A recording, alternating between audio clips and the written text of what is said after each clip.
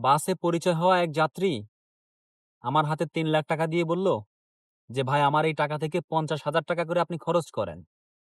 প্রতি মাসে ৫০,০০০ খরচ করলে আপনি ৬ মাস চলতে পারবেন। মানে চিন্তা করা যায়? এটা কি বাস্তব ঘটনা? জীবন এমনই। কখনো, কখনো কিছু ঘটনা কল্পনাকেও হার মানায়। আমি ঢাকা থেকে চাঁদপুরের উদ্দেশ্যে বিআরটিসি বাসে উঠলাম। পাশে এক ভদ্রলোক বসা। কিছুক্ষণ চলার পর পরিচয় হলো, কথা হলো। উনি একজন এমবিবিএস ডাক্তার। উনার বাড়ি যশোর। উনি প্র্যাকটিসের উদ্দেশ্যেই আমাদের চাঁদপুর যাচ্ছিল।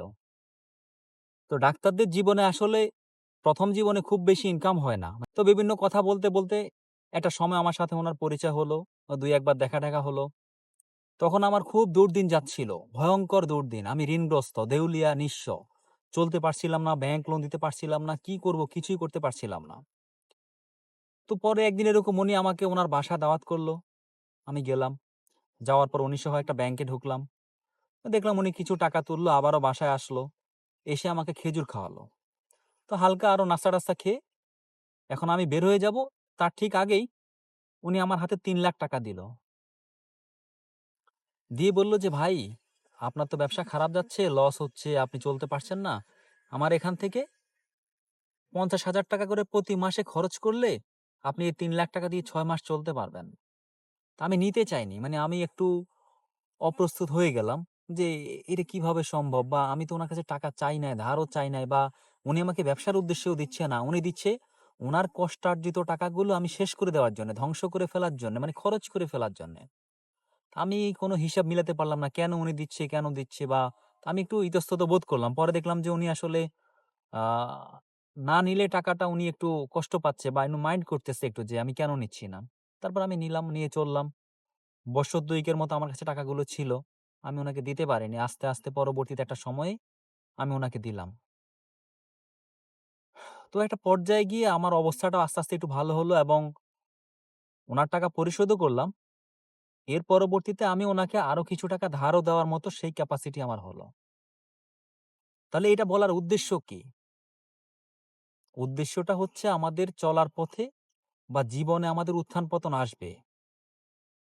জীবনে কখনো, কখনো কচু পাতার পানির মতো একেবারে টলমল করবে, আবার নাই হয়ে যাবে, শেষ নিঃস্ব হয়ে যাবে। আবার চলে আসবে। এখানে আমরা অনেকেই হতাশ হয়ে যাই, বিধ্বস্ত হয়ে যাই। যেকোনো কিছু করতে গিয়ে ভেঙে পড়ি, থেমে যাই। কোনো কিছুই করতে পারি না। তো এই ঘটনা থেকে আমি বুঝলাম যে সৃষ্টিকর্তা আমাদেরকে তৈরি করেছে, শুধুমাত্র তৈরি করে ছেড়ে দিয়েছে তা কিন্তু না। আমরা চলতে, চলতে কখনো পড়ে যাব, ভেঙে যাব, ধ্বংস হয়ে যাবে, নিঃস্ব হয়ে যাব, দেউলিয়া হয়ে যাব।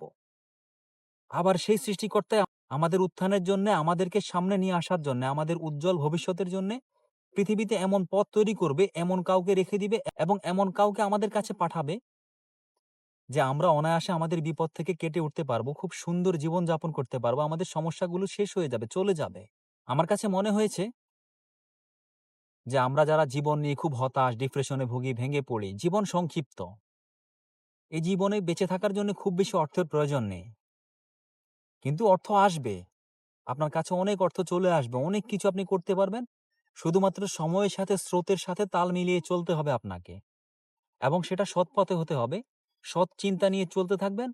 তাহলে সৃষ্টিকর্তা আপনার পাহাড় সমান বাধাকেও একেবারে সমান করে দেবে, মসৃণ করে দেবে।